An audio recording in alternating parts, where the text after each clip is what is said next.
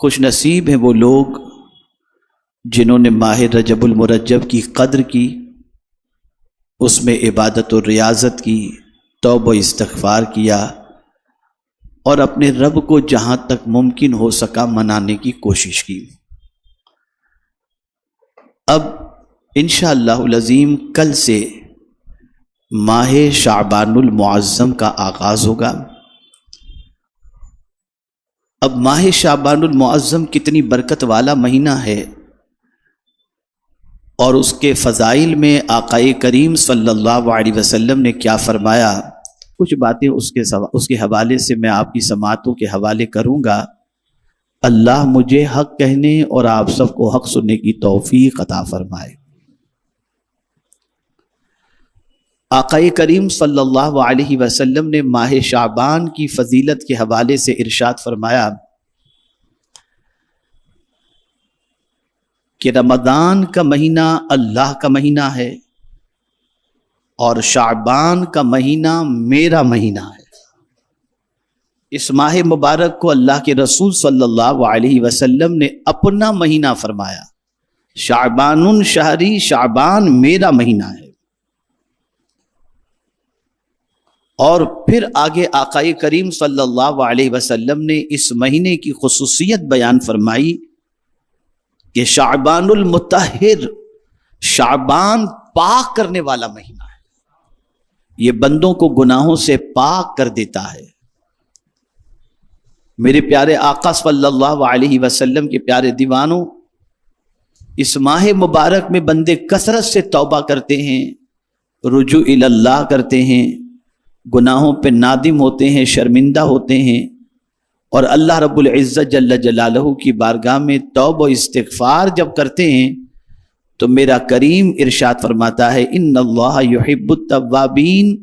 و یحب المتطہرین۔ اب اس کو میں بہت چھوٹے دو لفظوں کے ذریعے توبہ کیسے پاک کرتا ہے بندے کو، اور طہارت یعنی پاکیزگی کیسے پاک کرتی ہے، یہ دو چیزوں کو دو لفظوں میں اس کو سمجھیں۔ توبہ کے ذریعے بندے کا من پاک ہو جاتا ہے اور طہارت کے ذریعے بندے کا تن پاک ہو جاتا ہے۔ جب کوئی بندہ توبہ کرتا ہے تو اللہ اس کے من کو پاک کر دیتا ہے، اور جب کوئی پاکیزگی یعنی وضو کرتا ہے، غسل کرتا ہے، تو اللہ تعالیٰ اس کے تن کو پاک کر دیتا ہے۔ اور پھر جب یہ من اور تن دونوں پاک ہو جاتے ہیں تو اللہ فرماتا ہے اے بندے، جب تو نے ان دونوں چیزوں کو پاک کر لیا تو اب سن تیرا مقام کیا ہے میرے نزدیک، کوئی تجھ سے محبت کرے یا نہ کرے، ان اللہ یحب التوابین و یحب المتطہرین، کہ بے شک اللہ توبہ کرنے والے اور پاک رہنے والوں سے محبت فرماتا ہے۔ تو ماہ شعبان کی ایک صفت اللہ کے رسول صلی اللہ علیہ وسلم نے بیان فرمائی کہ وہ شہر المطہر ہے، وہ پاک کرنے والا مہینہ ہے۔ اور رمضان کے بارے میں حضور صلی اللہ علیہ وسلم نے فرمایا وَرَمَضَانُ الْمُكَفِّرُ، رمضان المبارک گناہوں کو مٹانے والا مہینہ ہے۔ میرے پیارے آقا صلی اللہ تعالی علیہ وسلم کے پیارے دیوانوں، شعبان یہ ماہ رمضان کا پڑوسی ہے اور بالکل لگ کر کے مہینہ ہے، اور آقا کریم صلی اللہ علیہ وسلم نے اس مہینے کو اپنا مہینہ جب فرمایا تو ہماری ذمہ داری بن جاتی ہے کہ اس ماہ مبارک میں کثرت سے اللہ کی بندگی کریں، اس کی اطاعت کریں۔ اس میں کوئی شک نہیں کہ اللہ کے رسول صلی اللہ علیہ وسلم نے جب برکت کی رجب اور شعبان کے لیے دعا فرمائی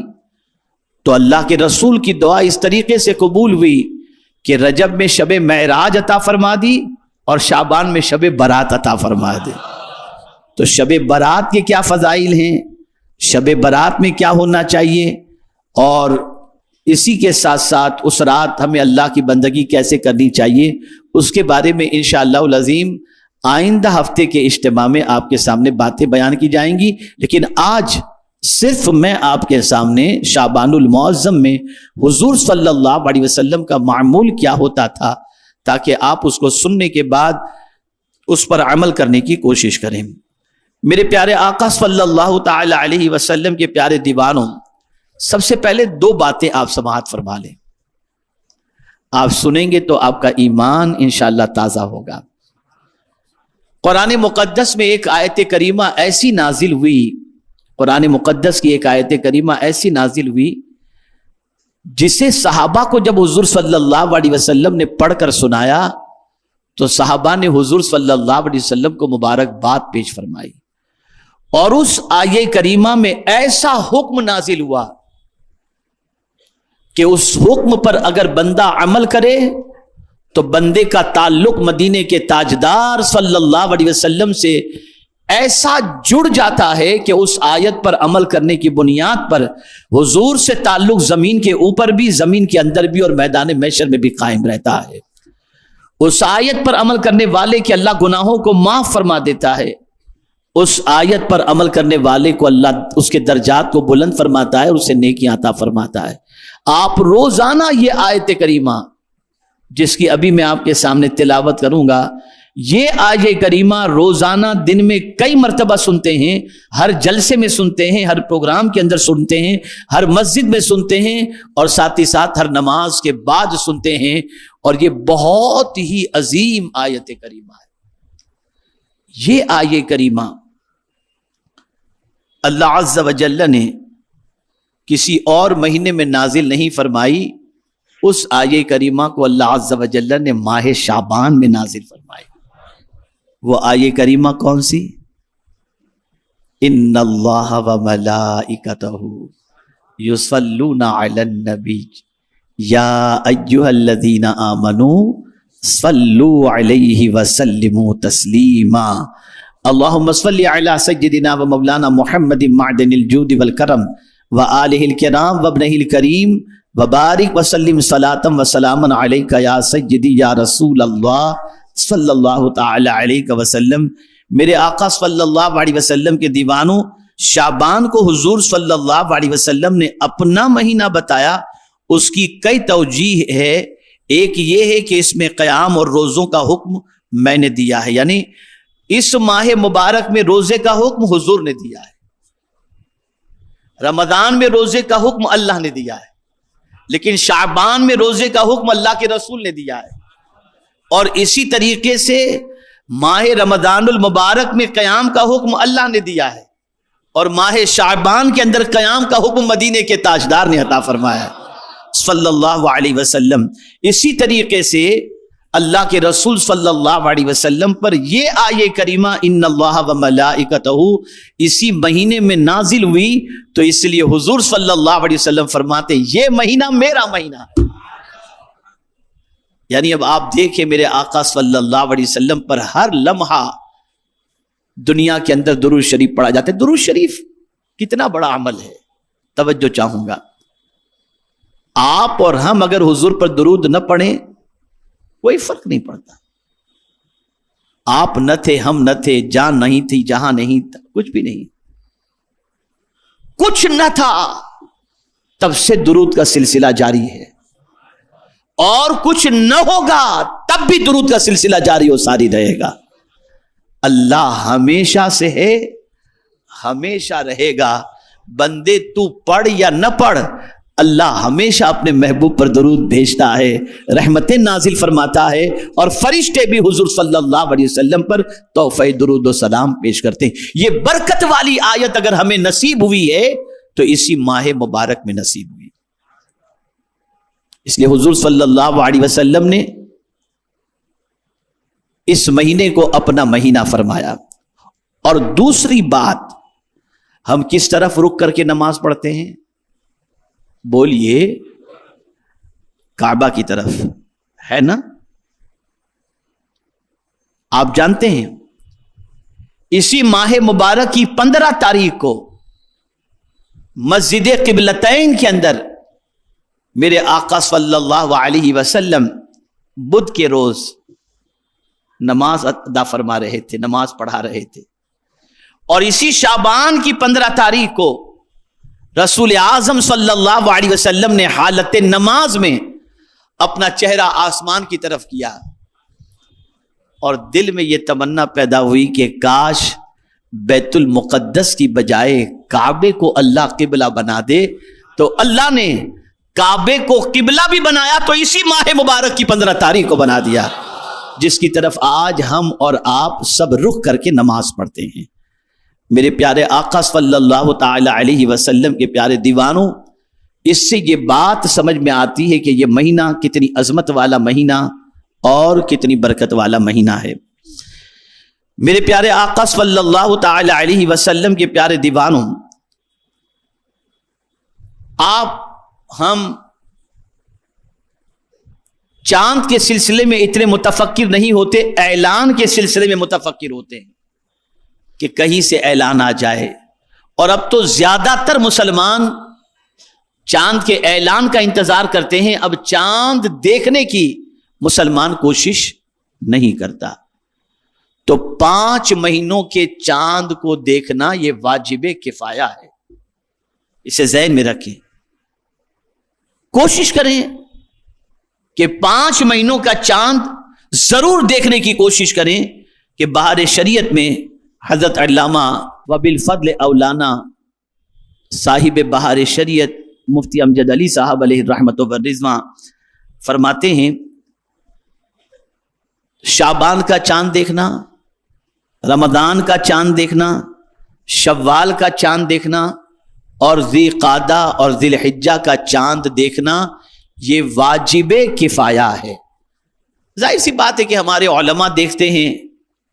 سنی جمعیت العلماء کے ذمہ داران دیکھتے ہیں، تو ٹھیک ہے، ان کا دیکھنا یہ ہمارے لیے کافی ہو جاتا ہے، لیکن مسلمان کو کوشش کرنی چاہیے کہ ان ماہ مبارک کے چاند کو دیکھنے کے لیے وہ ہر ممکن کوشش کرے۔ میرے پیارے آقا صلی اللہ علیہ وسلم کے پیارے دیوانوں، اس کی وجہ کیا ہے شعبان کے مہینے کے چاند کے دیکھنے کی وجہ؟ تو فرمایا گیا اگر رمضان کا چاند دیکھتے وقت ابر یا غبار ہو تو یہ 30 پورے کر کے رمضان شروع کیا جا سکتا ہے۔ اور اسی طریقے سے رمضان کا چاند کیوں دیکھنا واجب کفایہ ہے؟ تو فرمایا روزہ رکھنے کے لیے یہ چاند دیکھنا فرض واجب کفایہ ہے کہ چاند نظر آ گیا تو دوسرے دن فوراً ہم روزہ رکھ سکتے ہیں۔ شوال کا کیوں؟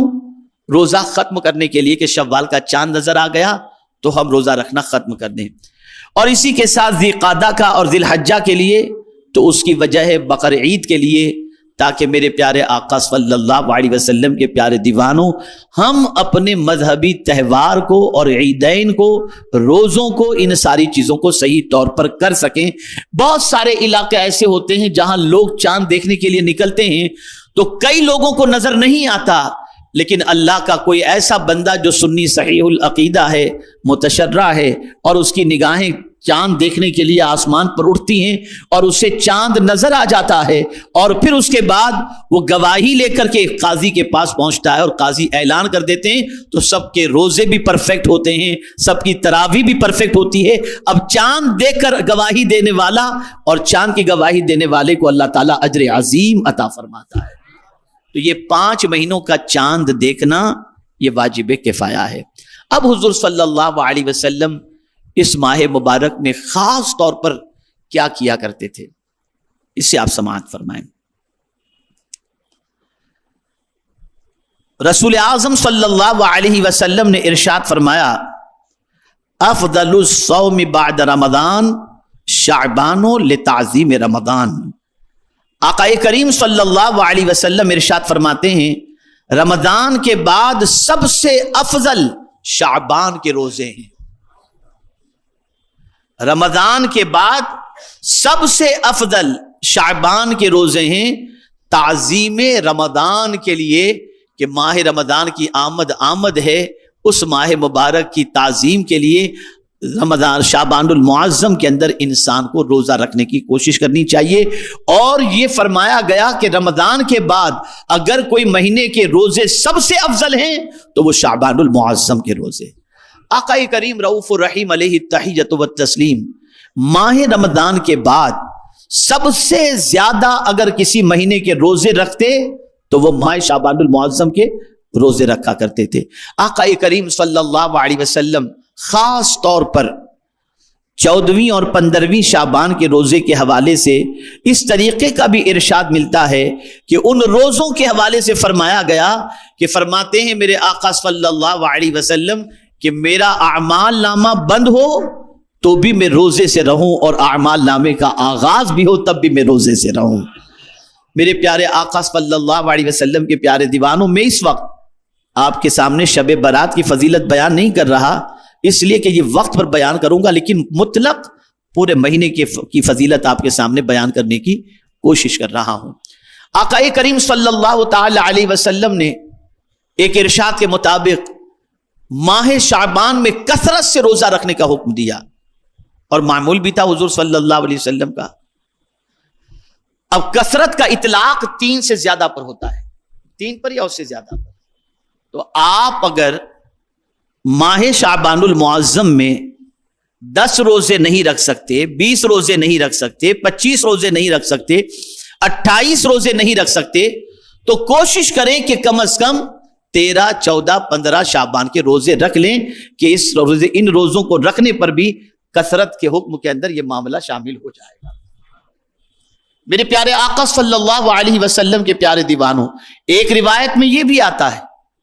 کہ آقا کریم صلی اللہ علیہ وسلم رمضان المبارک کے ایک دن پہلے کا روزہ نہیں رکھا کرتے تھے، تاکہ رمضان المبارک کا اور اس کے درمیان کا فرق ہو جائے اور ماہ رمضان المبارک کی جو امتیازی پوزیشن ہے اس کے حاصل کرنے کا جذبہ بھی پیدا ہو جائے۔ اور ایک روایت میں یہ بھی ہے کہ حضور صلی اللہ علیہ وسلم رکھ لیا کرتے تھے۔ اور اسی کے ساتھ ساتھ شریعت کا مسئلہ یہ بھی ہے کہ اگر کوئی شخص کسی دن کے روزے کا عادی ہے اور وہ دن شعبان کی 29 یا 30 کا دن ہو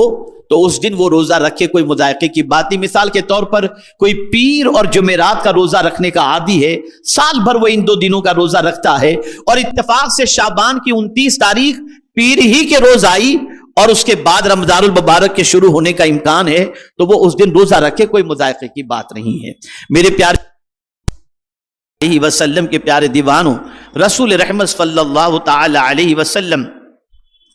کا ایک ارشاد یہ بھی ملتا ہے، حضرت ابو ہریرہ رضی اللہ تعالی عنہ سے مروی ہے، یہ ابو داؤد شریف کی حدیث ہے کہ رسول اللہ صلی اللہ علیہ وسلم نے فرمایا، رمضان کے روزوں سے 1 روز یا 2 روز پہلے روزہ نہ رکھو، ہاں اگر کوئی شخص کوئی روزہ پہلے سے رکھتا چلا آ رہا ہے تو وہ رکھ سکتا ہے، جیسا کہ میں نے ابھی بتایا۔ میرے پیارے آقا صلی اللہ تعالی علیہ وسلم کے پیارے دیوانوں،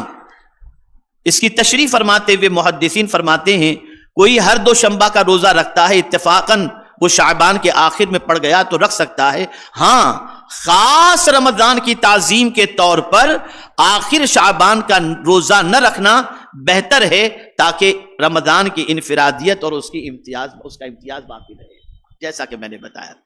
ہمارے یہاں ماہ رجب، ماہ شعبان، ماہ رمضان کے روزے، 3 مہینے کے روزے رکھنے والے بھی بہت سارے اللہ کے بندے موجود ہیں، کوئی مذائقے کی بات نہیں، لیکن فقہا یہ فرماتے ہیں کہ یہ مہینوں کے روزے کثرت سے رکھنے کی بنیاد پر کہیں اتنی کمزوری واقع نہ ہو جائے کہ ماہ رمضان شریف کے آنے تک اس کی طبیعت کے اندر بگاڑ پیدا ہو جائے اور فرض روزے چھٹنے کا اندیشہ پیدا نہ ہو جائے، اس لیے اس چیز کا بھی خیال رکھنا چاہیے کہ ماہ رمضان المبارک کے روزے ہمارے اوپر گراں نہ گزریں، ہمارے لیے طبیعت کی خرابی کا سبب نہ بنے پہلے کے روزے، تو ہمیں چاہیے کہ ہم اس چیز کو مقدم رکھیں اور اس چیز کو جو ہے وہ اس کا احتیاط رکھیں۔ اگر کوئی رکھتا ہے اور اس کی عادت میں شامل ہے، یوز ٹو ہو چکا ہے، کوئی تکلیف نہیں ہوتی، تو اس میں بھی شریعت نے منع نہیں فرمایا، کوئی مذائقہ نہیں ہے، رکھ سکتے ہیں۔ میرے پیارے آقا صلی اللہ تعالی علیہ وسلم کے پیارے دیوانوں، نفل روزوں میں سب سے زیادہ روزے اگر کسی مہینے کے حضور صلی اللہ علیہ وسلم کو محبوب تھے تو وہ ماہ شعبان المعظم کے تھے۔ یہ چند باتیں میں نے ماہ شعبان المعظم کی فضیلت میں آپ کے سامنے عرض کیا۔ 2 عمل خاص طور پر ذہن کے اندر رکھیں کہ اس ماہ مبارک میں پرٹیکولر 15ویں شب ہی کو نہیں، ریگولر پورا مہینہ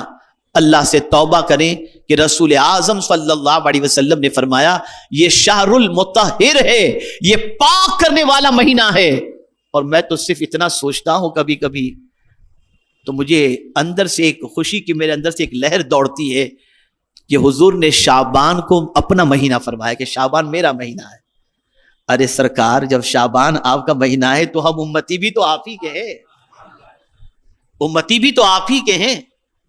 تو جب یہ مہینہ آپ کا تو ہم امتی بھی آپ کے، اور جب یہ مہینہ پاک کرنے والا مہینہ ہے تو اس مہینے کے صدقے میں سرکار ہمیں بھی پاک فرما دیجئے۔ تو میرے پیارے آقا صلی اللہ علیہ وسلم کے پیارے دیوانوں، سب سے بڑی چیز یہ ہے کہ اللہ عز و جل ہمیں گناہوں سے پاک فرما دے، ہماری برائیوں کو، ہمارے گناہوں کو اللہ معاف فرما دے۔ میں دیکھتا ہوں کہ دن بدن بڑی معذرت کے ساتھ ہماری قوم کا جوش بندگی، جوش اطاعت، جوش اسلام، جذبہ عبادت، یہ ساری چیزیں ٹھنڈی ہوتی جا رہی ہیں، ایک دم سرد پڑتی جا رہی ہے، ایک عجیب سی کیفیت ہو گئی ہے۔ اور برا نہ لگے تو تھوڑا سا اور آگے بڑھ کر کے عرض کروں کہ اب دین ہماری صرف زبان تک رہ گیا، ادھر نہیں اتر رہا۔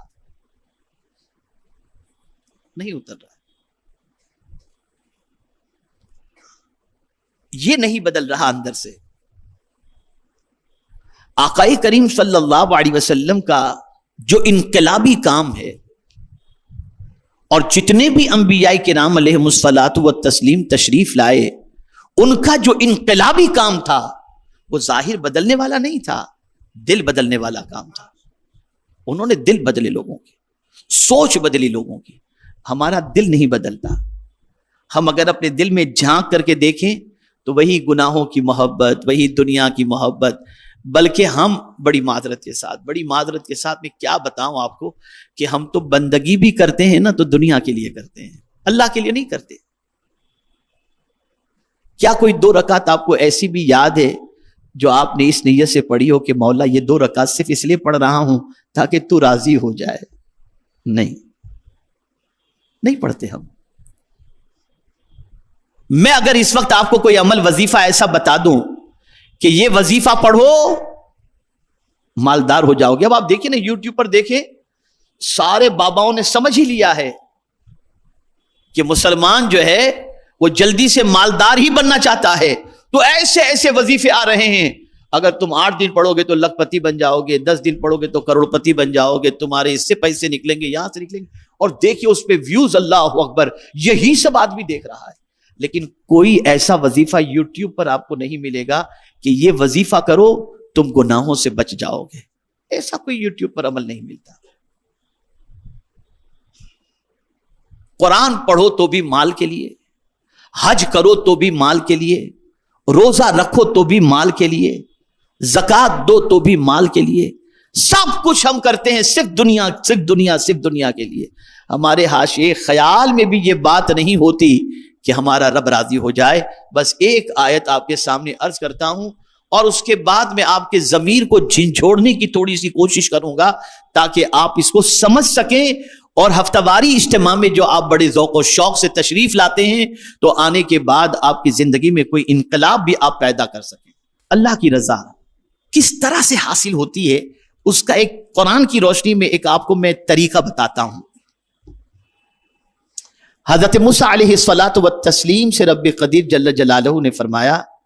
اپنی قوم کو لے کر کوہ طور پر آ جاؤ۔ حضرت موسیٰ علیہ الصلاۃ والتسلیم اپنی قوم کو لے کر کے نکلے، لیکن معاملہ کیا تھا؟ معاملہ یہ تھا کہ نبی کی چال اور امتی کی چال میں فرق تو ہوتا ہے نا۔ تو حضرت موسیٰ کی رفتار تیز تھی، قوم پیچھے پیچھے آ رہی تھی۔ اب حضرت موسیٰ علیہ السلام کوہ طور پر جلدی پہنچ گئے، توجہ چاہوں گا، کوہ طور پر جلدی پہنچ گئے تو قرآن کہتا ہے کہ رب نے حضرت موسیٰ علیہ السلام سے فرمایا لما تعجلک عن قومک یا موسیٰ، اے موسیٰ تم نے تمہاری قوم سے آنے میں جلدی کیوں کر لی؟